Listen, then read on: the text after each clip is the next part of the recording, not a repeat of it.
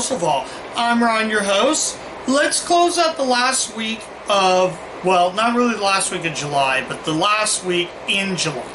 So I thought we'd go ahead and take a look at a film that I'm kind of was excited, but kind of not. Well, actually I was excited, but we'll talk about it eventually. We're covering 2009's Pirate Radio. Pirate Radio is a drama from 2009, and this actually, to be honest, in my opinion, I was pretty excited for this because this movie had a really good blockbuster cast. We got Philip Seymour Hoffman, Bill Nighy, Rhys Ifan? I hope I'm pronouncing that right. It might be Rhys Ifan. Nick Frost and Kenneth Branagh. Talk about a cast right there. This also actually had, those are the cast members I know in this film. Now, if you're not familiar with Pirate Radio, this basically focuses on, well, a radio station taking place on a ship. It basically focuses on a group of disc jockeys in a radio station, led by the veteran Philip Seymour Hoffman, the late Philip Seymour Hoffman. And basically, this is one of those movies that it's really, really great premise. So basically, Bill Nighy is like the head of this radio station. And if you're like me, let's talk about the big positive of this film. The soundtrack's phenomenal. If you're really into British invasion music like I am, there's some really good tracks in this. We get all kinds of artists. I'll run down the artists that are mentioned on the back of the DVD. By the way, this is a Elias release. This is actually the Canadian release. This is not the Universal release. Although this is basically just the print. It's just was released in Canada, and that's a copy I have. Yeah, but this is a Focus Features film, and most of the Focus Features film, this one is just okay. Normally I'm amazed with Focus Features and they put out some really good stuff. This one was just right up there with Boogie, another Focus Features film I cover. This one is just okay. So let's run down the artists in this. We get The Who, The Kinks, Jimi Hendrix, David Bowie, and Rolling Stones. We also get a track from Purple Harem, but that's near the end of the movie. And like I said, the soundtrack is phenomenal. Unfortunately, the movie, in my opinion, is just mediocre. The biggest problem with this film, and the biggest flaw, confusing plot. This movie is very confusing. It's very fast-paced. There is tons of butt scenes in this. Half-naked scenes, so if you're not into male genitalia, you're not going to really like those scenes. But it's like I said, it's okay, but in this case, I don't see myself go back and watch this. It's actually from the creators of Notting Hill, Love Actually. In fact, it is directed by Richard Curtis. He was the same man who directed Love Actually, which also had Bill Nighy, and he directed Notting Hill, which had Rhys Ifan, not Ivan, it's Ifan. If you're not familiar with who he is, if you're like me and you grew up with the Adam Sandler film Little Nicky, he was one of the brothers in that movie, which I have a soft spot for Little Nicky. That's how I discovered him at first. He was also in Replacements. He'd go on to portray the Lizard in the first Amazing Spider-Man film. So, yeah, I love Rhys Ifan. I think he's a really, really fun actor.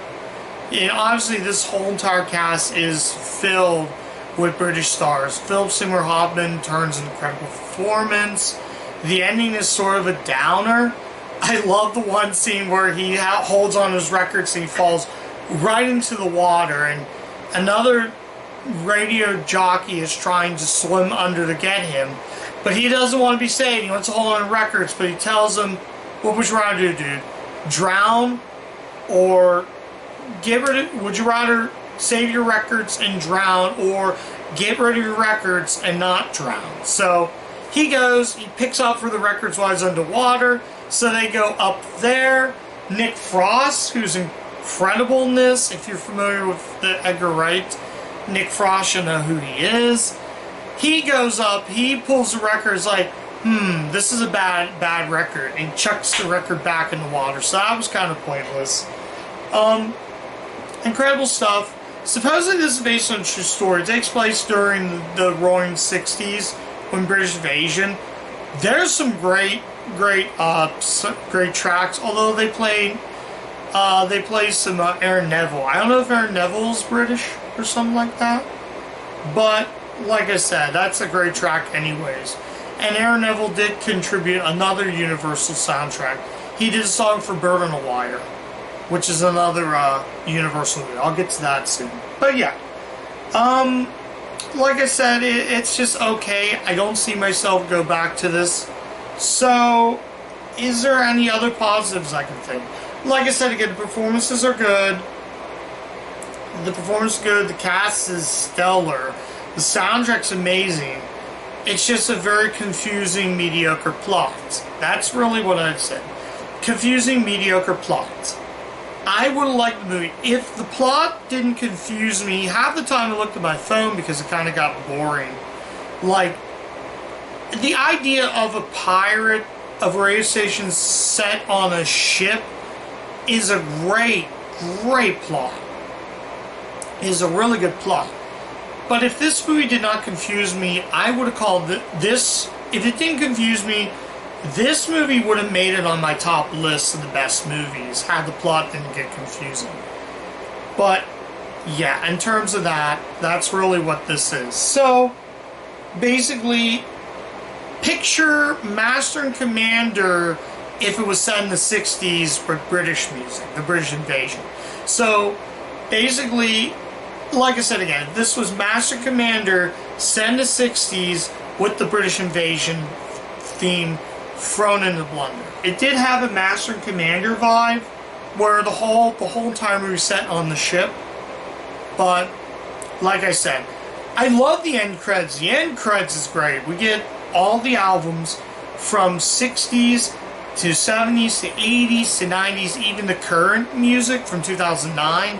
So we get a bunch of albums, even some great albums that I actually have in my collection, like they show Red Hot Chili Peppers' Blood Sugar Sex Magik, which has no relation to this movie, but it's in the end credits. I guess they kind of wanted to show you how music evolved, so great, all that's good. So, yeah. So anyways, so yeah, I think that's all I'm going to mention. Is there anything else I can say about this? I do like the tagline, one boat, 8 DJs, no more. That's a tagline. Let's go ahead and take a look at the artwork though. This is actually the Canadian Elias release. It says different artwork. I like the American release slightly better. I might put what the American cover looks like maybe in the video. We'll see. But when it comes to these releases, you can tell it's a Canadian release because it says Pirate Radio and some other. And we can look on the back. Yeah, on the back, this is Canadian rating 14. I don't know how ratings in Canada works, but at the end credits, this is an R-rated film. I just want to let you know now, don't let the 14 rating fool you. This is not a PG-13 film. This is an R-rated film. So I just want to clarify that. 18 years old or no watch. But anyways, and here's what I like about these releases. I like how the runtime is an hour and 57 minutes. But I like the disc art. That's something I wish Universal would have did, disc art. And if you look really close, I don't know if you can see it, it says the runtime on there. So yeah, you can tell this is a Canadian release because on the back we get it says Radio Pirate. So we got Pirate Radio, Radio Pirate. I don't know if that's, you don't worry about that, I'll pick that up. But it's the same artwork, it's just Canadian release.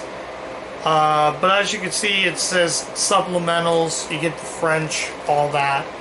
You get the blurb. I don't know if I'm going to use that. I might keep the American. Like I said, I'm not going to say keep it like that. I'm probably just going to end up just, like I said, I don't think I'm going to keep this movie because I just think it's just okay.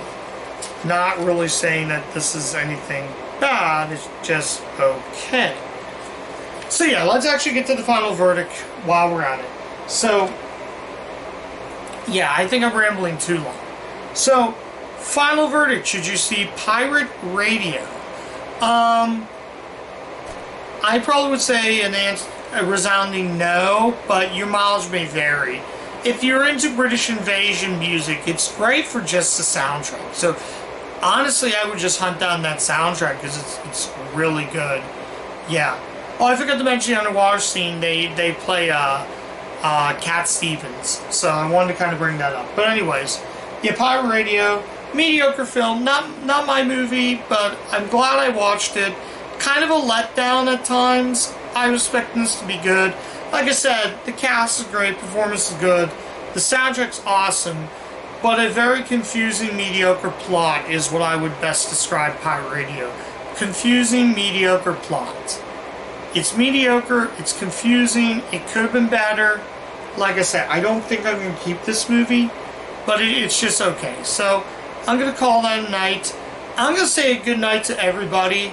But if you do like this kind of stuff, I thank you for watching this. So you can check my Twitter pages, check my Twitter feeds. I haven't been on Twitter in a while since I don't really have internet that much. I recorded the 2 reviews. They'll get posted up there as soon as possible. I'm just recording this, so bear with me. As soon as I get internet back, these reviews will be posted up on there. But until then, I would say don't watch Pirate Radio. That's all I'm really going to say. Just don't watch Pirate Radio. Like I said, if you want to, just listen to the soundtrack. It's a confusing, mediocre plot. That's all I'm going to describe Pirate Radio. So like I said again, I'm just going to call it a night. So check my Twitter feed, check my Twitter page, and I'll catch you guys in the next video. Bye.